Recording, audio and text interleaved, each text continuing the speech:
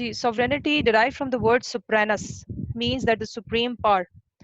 सबसे पहले इस वर्ड को जीन बॉर्डिन जो कि एक फ्रेंच फिलोसोफर था उसने 16th सेंचुरी में यूज किया। इसका मतलब है द सोल ऑफ एनीथिंग, किसी चीज की रूह। एक होता है जिस्म और एक आपकी रूह होती है, तो किसी भी चीज की रूह, उसको हम सॉवरन सुप्रेनस जो है ना, उससे ये वर्ड निकला, उसको हम कहते हैं। It is a supreme power, absolute power है, अल्टीमेट अथॉरिटी है किसी भी स्टेट की।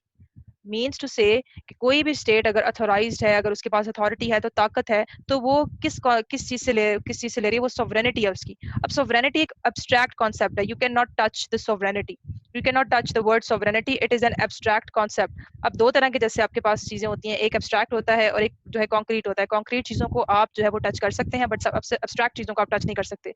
अब सोवरेनिटी के ऊपर जो है हमारे पास क्या है कि सोवरेनिटी मुख्तलिफ किस्म की होती है, लेकिन असल जो है इसका लिटरल मीनिंग क्या है, it is the ultimate authority of a state.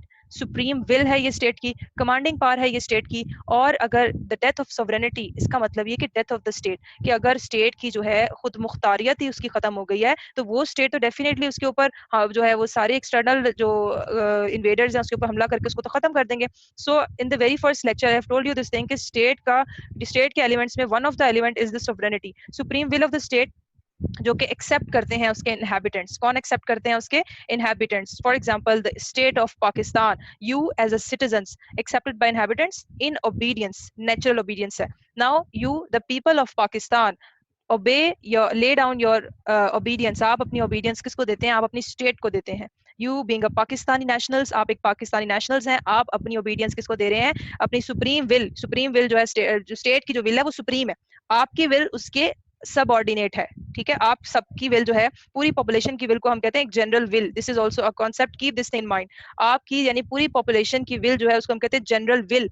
आपकी जनरल विल यानी पॉपुलेशन की जो विल है वो किसकी विल के आगे सबऑर्डिनेटेड है?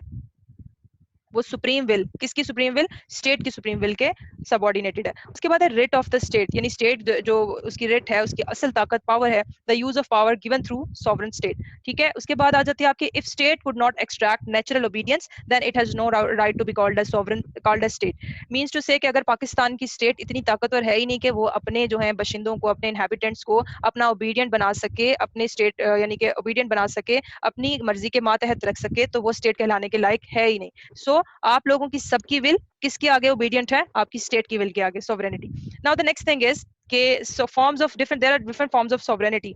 मींस टू से कि अगर यहाँ पर there we can see the different forms of government. Most of you, आप लोगों ने इसमें से कुछ का जो है फॉर्म्स ऑफ गवर्नमेंट के बारे में सुना होगा, and in the future we are going to discuss every form of government in detail. ठीक है, उसके बाद हमारे पास आ जाते हैं अगर इंडिविजुअल है।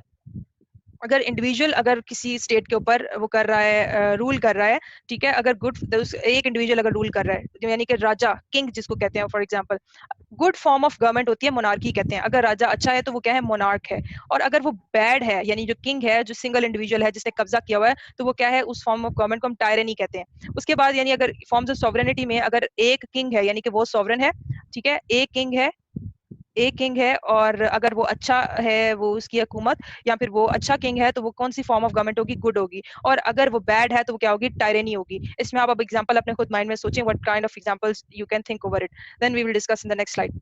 Multiple individuals, next is the अगर ज्यादा इंडिविजुअल्स किसी पे जो है वो कोई जो है वो मिलकर, मतलब नोबल्स होते थे ना, जैसे उसमें फ्यूडल एम्पायर्स में नोबल्स क्या थे? वो मिलकर वो जो है उसमें सारे मिलकर जो है वो हुकूमत चला रहे होते थे। और अगर सारे मिलकर अगर गुड फॉर्म ऑफ ज्यादा इंडिविजुअल्स हैं तो वो गुड फॉर्म ऑफ हुकूमत कहलाती है अरिस्टोक्रेसी। और बैड फॉर्म को कहते हैं ओलिगार्ची। ओलिगार्ची में क्या होता है? वो बहुत ज्यादा केओस होता है, पावर की जो है स्ट्रगल होती है, डिफरेंट जो है वो यानी कि हुकूमत के दावेदार होते हैं, और उसमें कोई जो है वो हुकूमत की जो बहुत सॉरी अवाम की जो है बहुत ज्यादा एक्सप्लॉयटेशन होती है। उसके बाद ऊपर अगर इंस्टीट्यूशंस अगर चला रहे हैं, ठीक है, डिफरेंट इंस्टीट्यूशंस अगर आपकी गवर्नमेंट चला रहे हैं, तो उसको गुड फॉर्म ऑफ गवर्नमेंट को हम क्या कहेंगे? We call it polity. And bad form of government को हम क्या कहेंगे? Democracy. Yesterday we have discussed about two things, कि जो डेमोक्रेसी है अरिस्टोटल की नजर में और इस्लामिक पॉइंट ऑफ व्यू से भी it is a bad form of government, whereas जो पोलाइटी है आपकी उसको हम क्या कहते हैं? गुड फॉर्म ऑफ गवर्नमेंट कहते हैं। और इस्लामिक जो है state, it is in the form of polity. यहाँ पे आप इसको कोटेशन जो है कोट आप कर सकते हैं।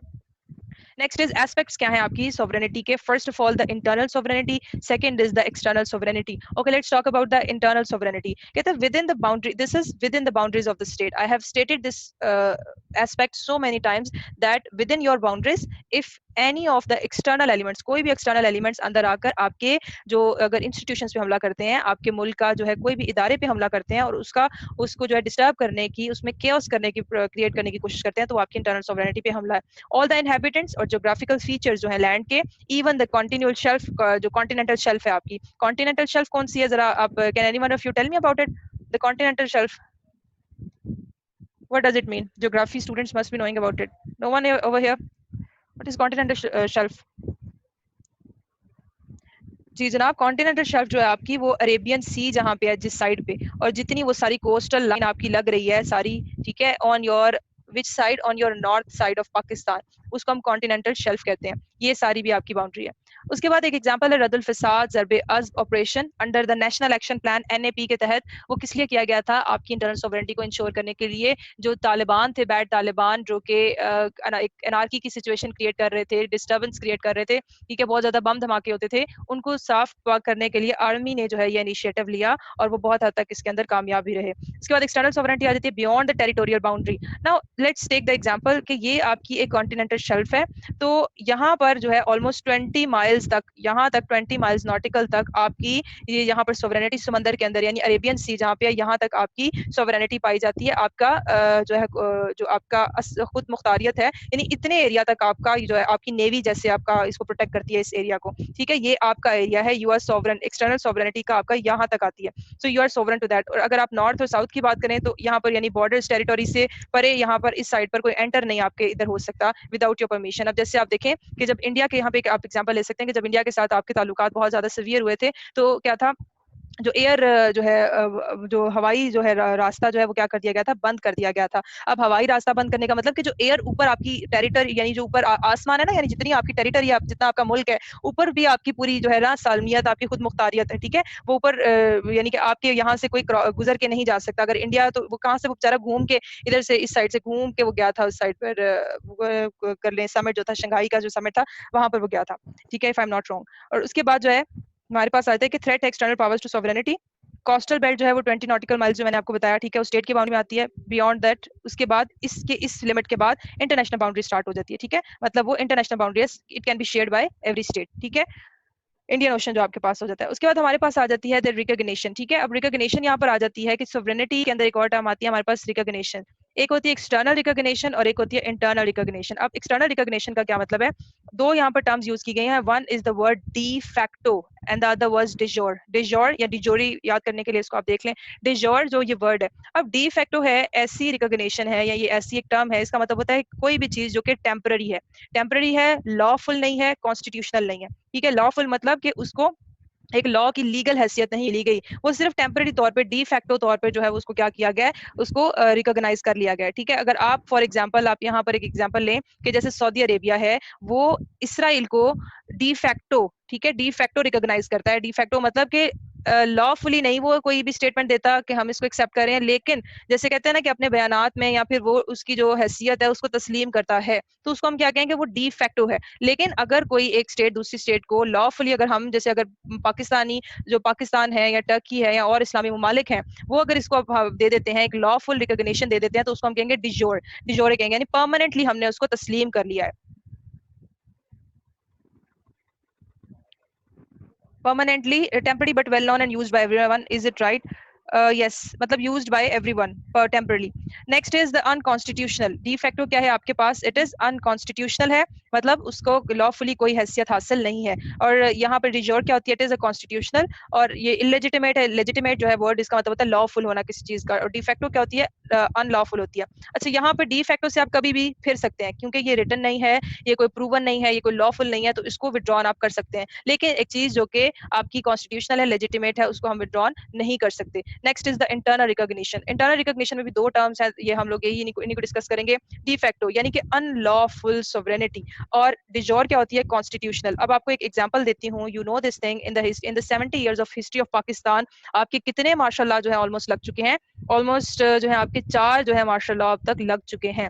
और आखिरी मार्शल लॉ जो था किसकी हुकूमत में था, आपकी जो है जनरल परवेज मुशर्रफ ने लगाया था, और ये जो था दैट वाज नॉट लॉफुल, वो क्या था, अनकॉन्स्टिट्यूशनल था। अब हम अनकॉन्स्टिट्यूशनल कैसे हो गया, क्योंकि हमारा जो आयन है, हमारा जो कॉन्स्टिट्यूशन है, हमें क्या कहता है, हमें कहता है कि हमारा जो स्टेट होगी वो क्या होगी, डेमोक्रेटिक स्टेट होगी। और डेमोक्रेटिक का मतलब क्या होगा कि हम अपने रिप्रेजेंटेटिव्स जो है उनको इलेक्ट करके we will send them in the parliaments, ठीक है। उसके बाद ये हमारे पास हो गई कॉन्स्टिट्यूशनल हैसियत हो गई, लेजिटिमेट हैसियत हो गई, परमानेंट हैसियत हो गई, जो आप जो है इलेक्ट करते हैं। ये एक प्रोसेस हो गया पॉलिटिकल सिस्टम को बनाने का। लेकिन अब जो मार्शल लॉ होता है उसका जो है कॉन्स्टिट्यूशन में जिक्र नहीं है। अब मार्शल लॉ क्या क्यों लगा दिया जाता है कि जो आपकी आर्मी पावर्स होती है, कोई भी मिलिट्री पावर होती है, वो टेक ओवर कर जाती है किस जो है हुकूमत के ऊपर, के हुकूमत जो है वो अनस्टेबल है, मुल्क को खतरा है, मुल्क की सालमियत को खतरा है, उसकी इंटरनल सॉवरेनिटी को खतरा है। इन डिफरेंट जो है जो रीजंस हो सकते हैं मार्शल लॉ लगाने के। तो जो हुकूमत इस तरह से आती है, उस हुकूमत को या सॉवरेनिटी को हम क्या कहते हैं, डी फैक्टो, उस रिकॉग्निशन, इंटरनल रिकॉग्निशन को, यानी अगर आप मार्शल लॉ को तस्लीम कर रहे हैं तो it is not डिजोर, it is de facto. वो क्या है, आपका डी फैक्टो है, वो डिजोर नहीं है। जबकि आपकी जो अब की मौजूदा हुकूमत है वो आपकी डिजोर है, ठीक है, वो आपकी कॉन्स्टिट्यूशनल है। जैसे जो भी पिछली हुकूमत थी आपकी पीएमएलएन की हुकूमत थी, इट वाज डिजोर। अभी पीटीआई की हुकूमत है, इट इज डिजोर, ठीक है। और अगर खुदा ना खास्ता सपोज करें कि आपका मार्शल लॉ लग जाता है तो इट विल नॉट बी डिजोर, ठीक है, क्योंकि कॉन्स्टिट्यूशन 18वीं जब तरमीम हुई थी ना, उसमें लिख दिया गया था कि अब जो जब जो है कि कॉन्स्टिट्यूशन के खिलाफ यानी कि मार्शल लॉ लगाएगा, उसके ऊपर ट्रीजन का केस आएगा। Now the question throws on you, बताएं जरा किस पे ट्रीजन का केस चला था आयन तोड़ने की वजह से कि मार्शल लॉ लगा दिया, किस पे चला था? बिल्कुल, एग्जैक्टली, ठीक है। So can you people not able to be relate this in your answer? So this is the answer, ठीक है। उसके ऊपर ट्रीजन का केस चला और लास्ट ईयर आपने देखा उसको एक डेथ पेनल्टी जो है वो सुनाई गई थी, ठीक है, उसके अंदर। अब ये क्या था कि अब जो है मार्शल लॉ अब अनलॉफुल करार दे दिया गया, अब मार्शल लॉ नहीं लग सकता, इट इज अनकॉन्स्टिट्यूशनल, क्योंकि कॉन्स्टिट्यूशन के अंदर एक अमेंडमेंट की गई थी कि अब जो कानून आयन को तोड़ेगा वो गद्दारी का मुर्तकिब होगा और उसे सजाए मौत दी जाएगी, ठीक है। ये चीजें ये आपने साथ साथ याद रखनी है, ये चीजें जस्ट इसको नोट डाउन कर लें। Next is the ma'am temporary. ये आर्टिकल 6 था ट्रेजन केस के हवाले से, और ये कब कब वेट किया गया था? ये मेरे ख्याल से मुझे एग्जैक्टली याद नहीं आ रहा, आर्टिकल 6 ही था 18 अमेंडमेंट। एग्जैक्ट। हाँ 18th अमेंडमेंट थी शायद, नहीं 18th अमेंडमेंट थी, हाँ बिल्कुल 18th अमेंडमेंट थी शायद, ठीक है। मुझे मैं लेकिन एग्जैक्टली आपको जो है ना मैं श्योर करके बताऊंगी, मैं अभी आपको गलत इन्फॉर्मेशन नहीं देना चाहती, ठीक है। अच्छा, परमानेंट होती है, अनलॉफुल टेक ओवर है पावर का, मार्शल लॉज। और एक और चीज है डॉक्ट्राइन ऑफ नेसेसिटी। जब सबसे पहला ये चीज ना बहुत इंपॉर्टेंट है, इसको आपने याद रखनी है। जब सबसे पहला मार्शल लॉ लगा था तो क्या किया गया था कि जो जस्टिस मुनीर अकरम, आपने अगर इसका नाम सुना हो, जस्टिस मुनीर अकरम था, उसने क्या किया था कि उसने इस जो मार्शल लॉ था उसको क्या कर दिया था, उसने इसको यानी कि लॉफुल करार दे दिया था। उसने कहा था कि डॉक्ट्राइन ऑफ नेसेसिटी के तहत, जरूरत के तहत आप जो है मार्शल लॉ लगा दिए। अब वो जो था पहला जो था पाकिस्तान के पॉलिटिकल स्ट्रक्चर पे पहला जो हथौड़ा था, पहला हैमर जो है मारा गया था कि जब इजाजत दे दी गई थी कि मार्शल लॉ, फिर वहां से कहते हैं ना ट्रेंड एक दफा निकला तो फिर निकल ही गया। तो वहां पे आपकी जुडिशरी थी वो आप देखें वो मिलिट्री के अंडर आ गई थी, उसकी पावर के अंडर आ गई थी। तो इसलिए हमारी आज तक डिबेट है कि विच जो जुडिशरी का इदारा है वो शुरू से ही क्या है, वो सबमिसिव रहा है उसके लिए। तो ये डॉक्ट्राइन ऑफ नेसेसिटी किसने दिया था? जस्टिस मुनीर अकरम था। उसने पहली दफा ये कहा था कि जो मार्शल लॉ है ये जो है कॉन्स्टिट्यूशनल है, मतलब लॉफुल है, और डॉक्ट्राइन ऑफ नेसेसिटी के तहत, जरूरत के तहत जब हालात बहुत खराब हो तो लगाया जा सकता है। उसके बाद थ्योरीज ऑफ सोवरेनिटी आ जाती है हमारे पास। वन इज द मोनोइस्ट सोवरेनिटी, ठीक है, वन मैन हो गया। और एक होती है pluralistic sovereignty. Pluralistic sovereignty means के ज्यादा लोग जो है उस किसी भी स्टेट के अंदर वो सोवरेन है। अब मोनोइस्टिक सोवरेनिटी के अंदर one man, now you can see इसके अंदर टायरेनी जो बैड फॉर्म ऑफ गवर्नमेंट देखा जिसमें एक इंडिविजुअल रूल कर रहा है, उसकी एग्जांपल आपकी है नॉर्थ कोरिया। और ऑटोक्रेसी भी जो है एक फॉर्म ऑफ गवर्नमेंट है, ठीक है, उसको जैसे आपका जो किंगडम ऑफ सऊदी अरेबिया जो है वो आपकी यूएई के अंदर है। उसके बाद प्लूरलिस्टिक सोवरेनिटी जिसमें ज्यादा लोग जो है उनमें डिवाइडेड होती है सोवरेनिटी। जैसे कि डेमोक्रेसी है आपकी पाकिस्तान के अंदर, ओलिगार्ची है आपकी स्विट्जरलैंड के अंदर। अब मैंने ऑलरेडी बताया कि स्विट्जरलैंड के अंदर क्या होती है, डायरेक्ट डेमोक्रेसी है, हमारे यहाँ इनडायरेक्ट डेमोक्रेसी है। What is the difference between direct democracy and indirect democracy? Direct में ये होता है कि लोगों से रेफरेंडम कराया जाता है डायरेक्ट, यानी क्योंकि छोटा है ना स्विट्जरलैंड, पॉपुलेशन भी कम है, तो वहां से कोई भी अगर कुछ भी लॉ बनाना हो या कुछ करना हो तो लोगों से यस और नो में रेफरेंडम कराया जाता है इसे। और इनडायरेक्ट डेमोक्रेसी में क्या होता है, इलेक्शन सिस्टम होता है, ठीक है, जैसे कि हमारे पाकिस्तान के अंदर है। उसके बाद हम बात करते हैं मोनोस्टिक और प्लूरलिस्टिक। ये वही है, इसमें सिर्फ मोनोस्टिक क्या होती है, वो एब्सोल्यूट सोवरेनिटी है, यानी वन मैन की सोवरेनिटी है। इसके अंदर अब ये भी अब एक चीज है कि जैसे इस्लामिक स्टेट में मोनोस्टिक सोवरेनिटी है, लेकिन वो मोनोस्टिक सोवरेनिटी किसके साथ बिलोंग कर रही है? It is belong to Allah Almighty. उसके बाद है ये आगे एक डेफिनेशन है, इसको आप पढ़ लीजिएगा, I will share this slides with you. Pluralistic sovereignty के अंदर क्या है कि state is not only the supreme institution. State क्या है? सुप्रीम इंस्टीट्यूशन है, like other institution of society, state is one of them. यानी इसके अंदर जो है ना स्टेट ही जो है ना वो सुप्रीम है, और स्टेट का जो राजा है या जो भी उसको चला रहा है वन मैन है, ठीक है, डिक्टेटर है जो भी है वो सुप्रीम है, सिर्फ उसकी सोवरेनिटी जो है ना मानी जाती है। लेकिन प्लूरलिस्टिक में ना सिर्फ स्टेट सुप्रीम है बल्कि उसके साथ साथ उसके जो इदारे हैं वो भी, उनकी भी सोवरेनिटी जो है वो शेयर्ड है। So a state or a person cannot be authorized to exercise sovereignty according to his will. ठीक